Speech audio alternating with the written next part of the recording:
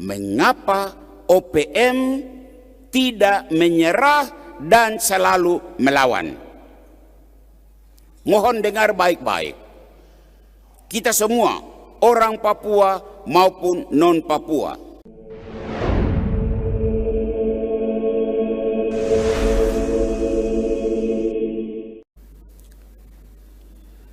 kami telah melihat bintangnya dan kami datang untuk menyembah Dia. Bapak-bapak, ibu-ibu, saudara-saudari, dan anak-anak umat yang Tuhan kasihi, juga siapapun Anda, secara khusus umat OAP yang mengikuti misa ini. Setiap tahun Gereja Katolik sedunia merayakan pesta Epifani, itu penampakan Tuhan yang kita kenal dengan istilah pesta Tiga Raja.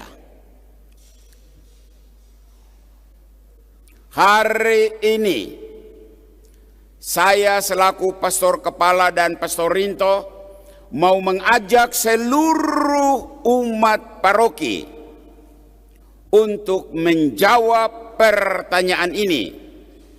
Apa spiritualitas Tiga Raja? Apa spiritualitas Tiga Raja? Saya menjawab, spiritualitas Tiga Raja adalah spiritualitas mencari. Mencari apa? Mencari jawaban atas tanda-tanda alam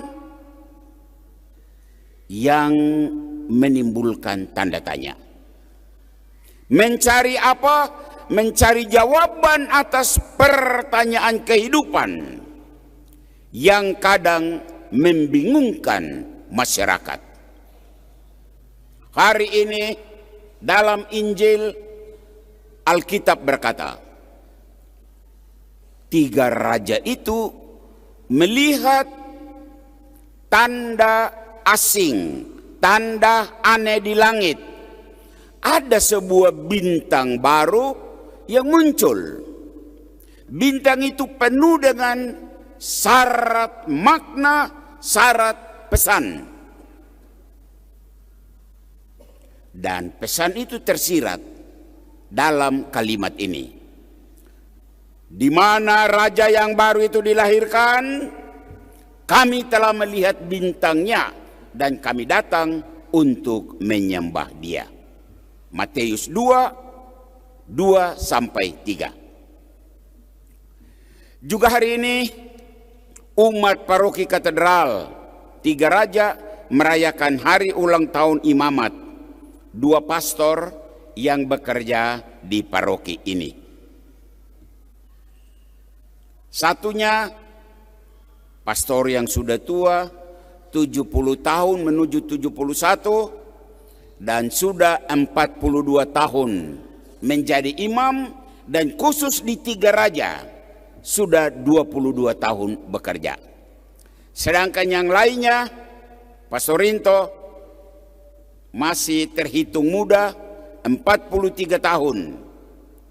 11 tahun menjadi imam dan kurang lebih 2 tahun lebih berkarya di paroki ini. Kami berdua saat ini sedang berjuang, sedang berusaha mendampingi umat dalam semangat spiritualitas Tiga Raja.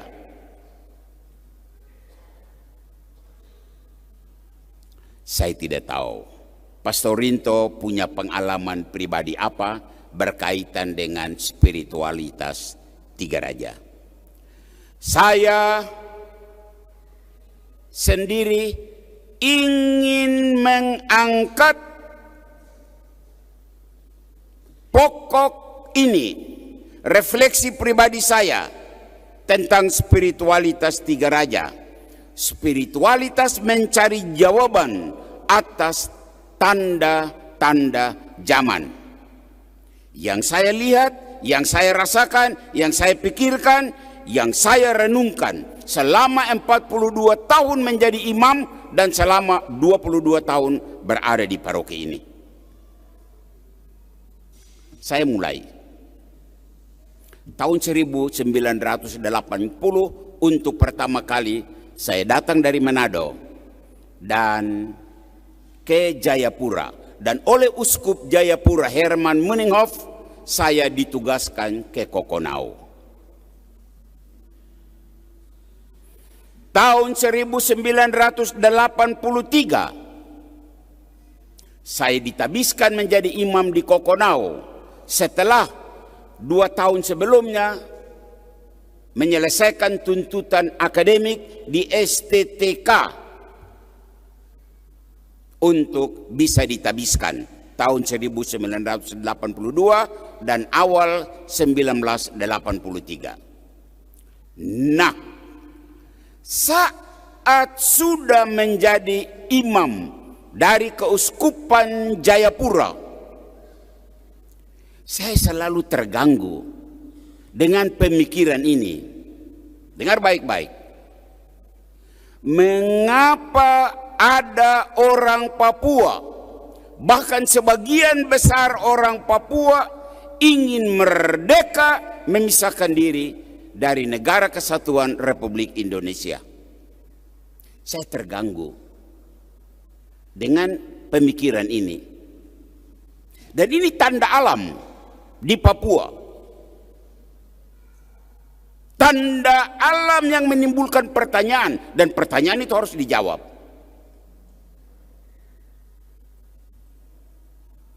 Beberapa tahun saya berada di luar Papua, di Jakarta dan di Eropa.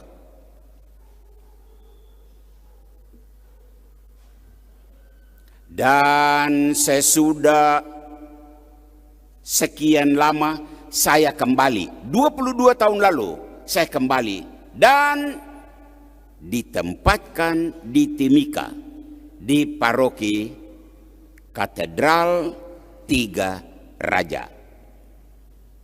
Spiritualitas Tiga Raja dari timur kembali selalu terngiang-ngiang di telinga saya, mencari jawaban atas tanda alam.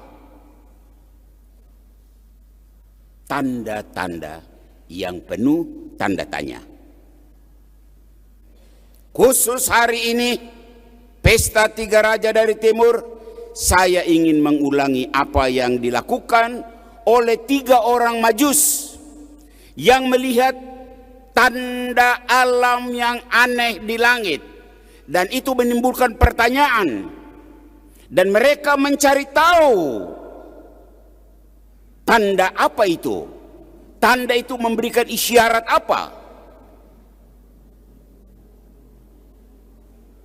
Saya juga hari ini di Pesta Tiga Raja saya ingin mengulangi apa yang dilakukan oleh 3 orang Majus. Saya melihat di alam Papua ada sesuatu yang aneh. Aneh khususnya bagi para pendatang. Mengapa orang Papua minta merdeka? Saya pastor non OAP.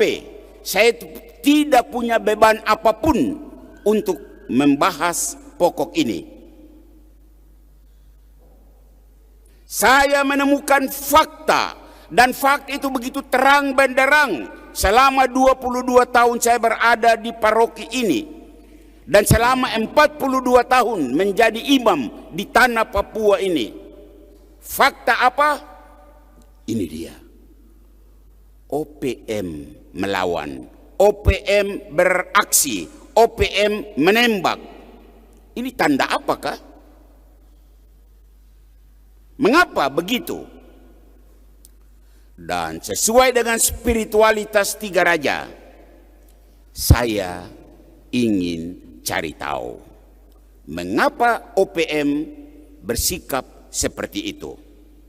Nah, dari pelbagai data saya menemukan jawabannya. Dan data itu saya ambil dari 4 sumber. Yang pertama, penelitian dari Lembaga Ilmu Pengetahuan. Mereka menyebutkan 4 hal. Yang kedua, Memoria Passionis dari Komisi Justice and Peace Keuskupan Jayapura. Waktu itu Bruder Theo. Yang ketiga, ada pemikiran dari seorang pakar ilmu sosial politik bernama Richard Tofil. Dan yang keempat, pengalaman pribadi bertemu dengan orang-orang Papua. Hasil pembicaraan ini yang saya rangkum dalam menjawab pertanyaan mengapa OPM tidak menyerah dan selalu melawan. Mohon dengar baik-baik. Kita semua, orang Papua maupun non-Papua. Dan saya berharap negara juga mendengar ini, tidak tersinggung dan tidak marah. Karena ini fakta. Fakta dari pertanyaan mengapa OPM selalu ribut.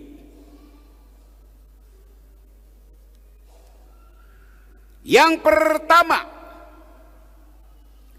OPM merasa tidak pernah memilih masuk menjadi Indonesia. Ini pendapat mereka. Menurut mereka penentuan pendapat rakyat yang pernah dilakukan itu penipuan sejarah. Itu bukan referendum, itu pencaplokan. Mereka tidak pernah diajak duduk bersama dan bicara. Dan saat ini mereka ingin merebut kembali hak untuk menentukan nasib sendiri. Mohon negara mendengar ini. Dan kita orang non-Papua harap memahami. Yang kedua, ada banyak pelanggaran HAM yang tidak diselesaikan secara tuntas. Banyak kasus kekerasan, pembunuhan, penghilangan terhadap orang-orang Papua tidak diadili secara transparan.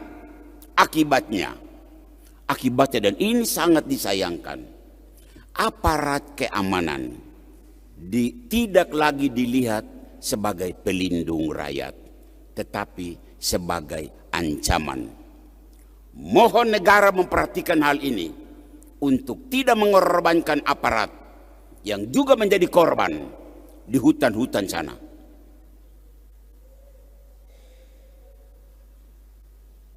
Ketiga, identitas Papua diabaikan.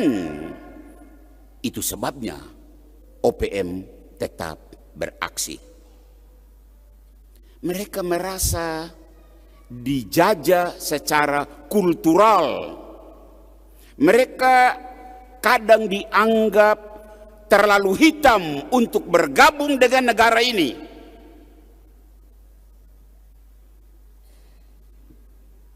Mengucapkan kalimat ini saya sedih.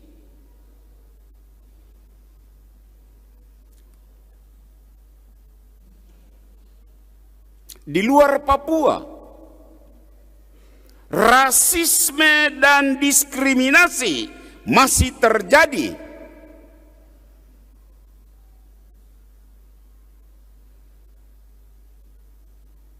Pernah mereka disebut monyet.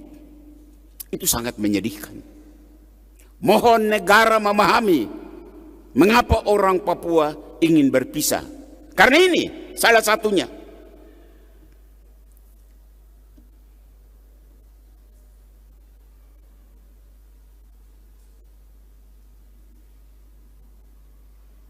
Keempat, ketimpangan sosial ekonomi.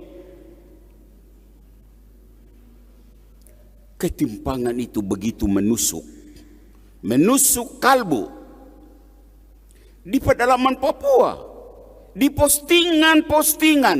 Kamu lihat apa yang terjadi? Mama-mama Papua kumpul sayur dan buah, mereka pergi ke pos tentara dan mereka menukar dengan beras. Sementara saat yang sama negara ini mengirimkan beras bertonton ke Palestina. Itu sakit.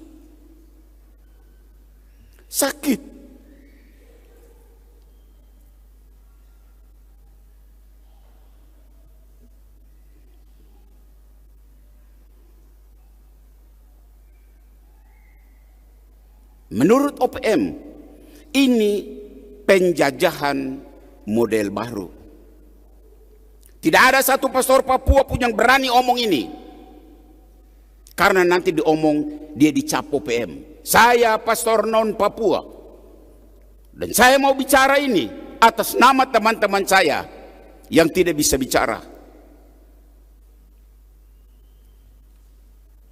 Terakhir,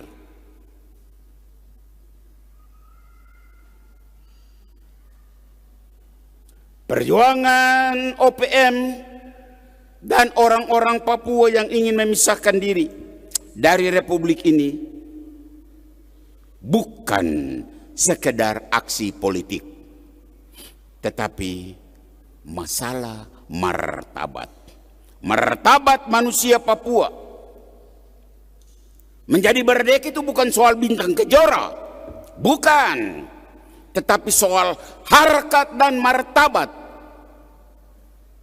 Mereka berpendapat kami juga mau berdiri sejajar dengan bangsa-bangsa lain di dunia ini dan tidak mau tetap dianggap sebagai daerah tertinggal yang tetap disuplai dari pusat.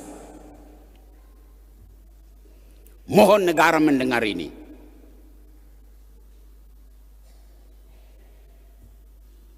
Kesimpulan, OPM tidak menyerah dan akan tetap berjuang karena mereka belum merasa dihormati.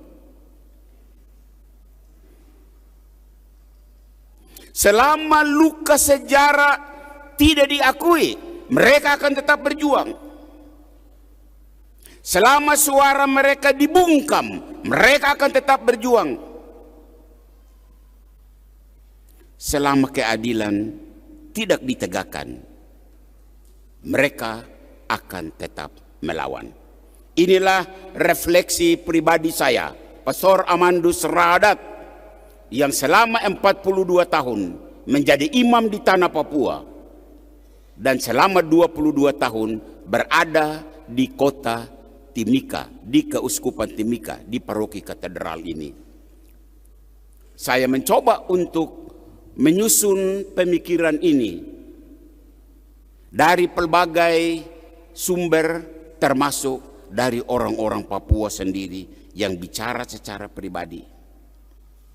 Di hari pesta Tiga Raja ini, di hari ulang tahun imamat, saya dan Pastor Rinto mohon diterima refleksi ini. Selamat Hari Raya Penampakan Tuhan Pesta Tiga Raja. Pesan pastor adalah, saya sudah tua dan mungkin tidak bertahan lama lagi. Maka pesan adalah, Pastor Rinto dan pastor-pastor muda bersama umat, teruslah mencari jawaban atas problem-problem kehidupan. Sebab itulah spiritualitas tiga orang Majus dari timur. Tuhan memberkatimu, Tuhan memberkati kita semua. Amin. kita hening sejenak untuk merenungkan firman Tuhan ini.